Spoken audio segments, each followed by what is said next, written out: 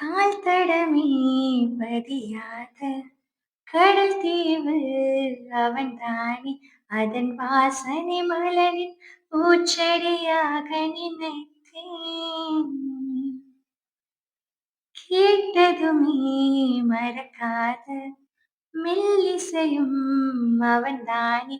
அதன் பல்லவி சரணம் பொருந்தும் மௌனத்தில் இருந்தேன்.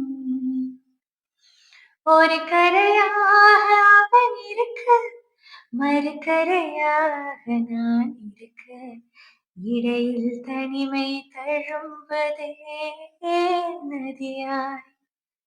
கானல் நீரில் மீன் பிடிக்க கைகள் நினைத்தால் முழித்திடுமா? நிகழ்காலம் நடுவில் வேடிக்கை பார்க்கிறதே. முழுமதி அவனது முகமாகும், மல்லிகை அவனது மனமாகும், சினம் கொண்ட சிங்கத்தின் கர்ஜனை அவனது குரலாகும். சீரிப்பாயும் சிறுத்தை அவனது நடையாகும். அமைதியுடன் அவன் வந்தான், விரல்களை நான் பிடித்துக் கொண்டேன். பலவானவில் பார்த்தே வழியில் தொடர்ந்தது பயணம்.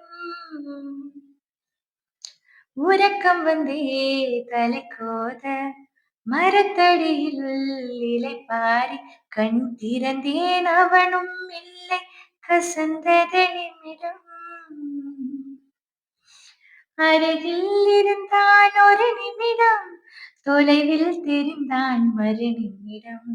கண்களில் மறையும் கண்மை போல் கரைகின்றான்.